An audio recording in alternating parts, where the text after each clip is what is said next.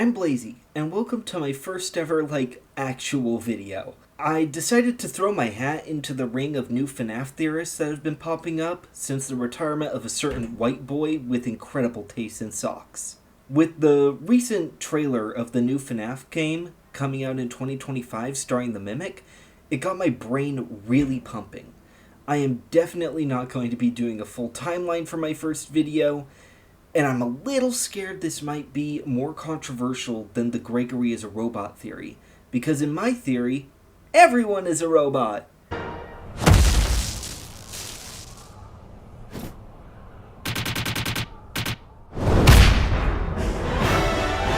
No, not actually, but forget any kind of preconceived notions you have about this franchise, like no paranormal, no dead kid ghosts, nothing like that. Get rid of all of that and just hear me out on my story and theory about how everything in this franchise is at least some way connected to the Mimic and how it's somehow the Mimic's fault. Please note, I will be taking quite a few story beats from the Game Theory's Ultimate Timeline just because I like what the team there did, and it made a lot of sense to me at the time. And it still does. Just, I'm going to be tweaking it a little bit. In the new trailer for Five Nights at Freddy's, Secret of the Mimic, we see that the game is going to be set in 1979. Which, to my knowledge, is the earliest point in the timeline so far. Now, people may be looking at that and say, how the heck is it possible for an AI to be as advanced as the Mimic as early as 1979? And that is a good question. I did a little bit of research on my own, and the first true AI robot that could move around without human help was a robot named Shaky, that was made in 1972. It could use pathfinding to create its way across a room filled with chairs without the help from a human. Before that, in 1965, the world's first thinking machine was made, a quote-unquote expert system made by a man named Edward F. It could copy and spit back data made by experts. Safe to say, technology in the 60s and 70s was at a decent enough point for a rudimentary AI program. The Mimic was created to be a circus animatronic. It copied the data from real clowns and other performers.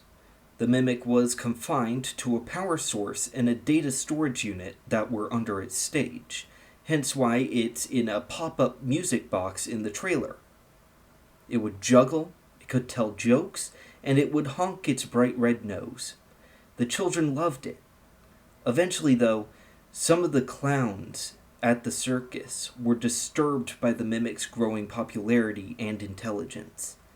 It might as well steal their jobs. So, a couple of the clowns rebelled. They tried to destroy the Mimic. Somehow, at that event, a fire started, burning the circus and therefore Fall Fest to the ground. That part will probably be explored more in the game coming out next year. Now, I know that there's not a lot of evidence. That's all my theory for the plot of the game coming out next year. I'm excited to see if I'm right at all. I probably am not. The programming, or files, of the Mimic survived the fire and were passed around to different companies until they landed in the very capable hands of one Henry.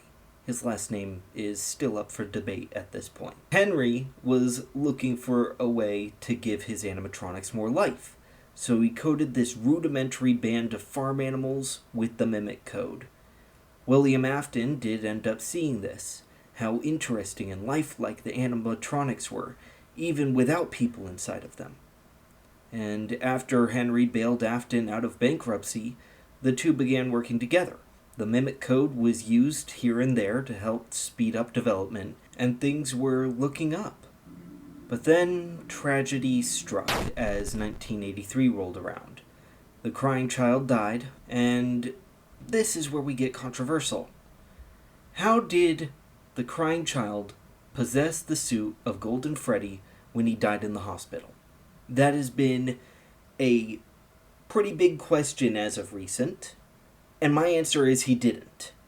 What's in the suit is the mimic's reconstruction of him.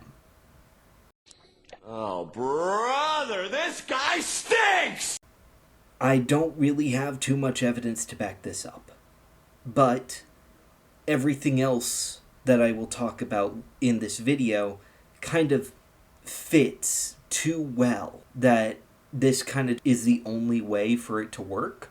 And I don't know, maybe there is some evidence that I have overlooked, but yeah, at that point, we kind of go on the line of chronological events that MatPat has suggested. And from there on, every single possession that we have isn't actually possession. All of the animatronics use the mimic code. What has always struck me as odd is Charlie's death. There's so much weird going on with that. The security puppet must have seen her get attacked, and then it had to cut itself off of its strings that helped it get around the pizzeria, and then it had to get outside of the pizzeria, and then drag itself over into the alleyway to Charlie's dying body. No normal robot would do that. It had to completely disregard all of its program in order to go lay next to a dying girl. I don't think Charlie possessed the puppet. The puppet copied her personality from the time it spent with her as she was Henry's daughter. And Henry built the puppet. It knew Charlie. It developed a personality similar to hers.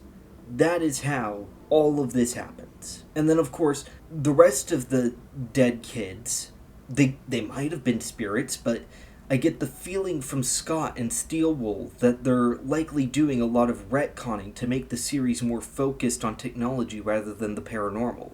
I believe that the Fnaf 1 animatronics witnessed each of the 5 murders. Their mimic code seeing another animatronic, Spring Bonnie, killing people at night and shoving them into suits.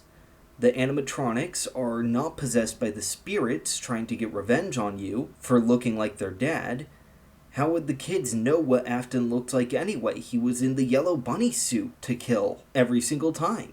The animatronics just see someone who is not an animatronic existing in the pizzeria at night and following the example that Afton set for them. Now, Afton is paranoid. We've seen that enough. He is paranoid, and he's probably suffering from PTSD or another disorder that creates hallucinations. His guilt now manifests in the form of the children he killed. Taunting him and ridiculing him, he makes new animatronics using the same code that Henry taught him, but with a few adjustments. He wants to kill more kids and get more ghost juice to maybe revive his son. He feels like he has just discovered immortality. He believes in his delusions. But in the process of his one-track mind, his daughter, Elizabeth, dies to Circus Baby. The first interaction Circus Baby ever had with another person aside from Afton was a little girl. And we don't know what happened after Elizabeth got scooped. Some people say she was immediately ground up in a meat grinder, which is gross. Other people say that she was just trapped in the stomach. Either way, the mimic programming took a little bit of Elizabeth's personality and meshed it with the manipulative aspect of Afton's personality. And that's how we get Circus Baby in Fnaf Sister Location. As for William's death and revival, pretty much the same thing occurred. Afton's hallucinations cornered him. He thought he could gain control over the situation by jumping into the Spring Bonnie suit.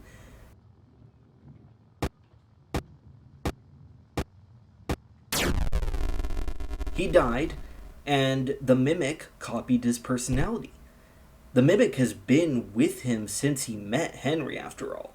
So, of course, it knows him the best. It keeps going as if it is Afton. And that's how Afton's consciousness was uploaded into the VR game and onwards as Glitch Trap. He hasn't been alive in decades. It's all just the mimic mimicking what he would do. And if Gregory is a robot, he's also the Mimic. Every single animatronic in this franchise is probably some form of the Mimic. I don't know if any of this makes sense. I might already be as insane as MatPat. I just came up with this idea after watching the trailer and spent all day writing and recording. It's probably completely wrong, but hey, it's just a theory. Again! Thank you for watching all the way to the end of my very first video. I hope you enjoyed it. I hope I don't sound completely bat crazy. Be sure to hit that like, subscribe, whatever. Heck yeah.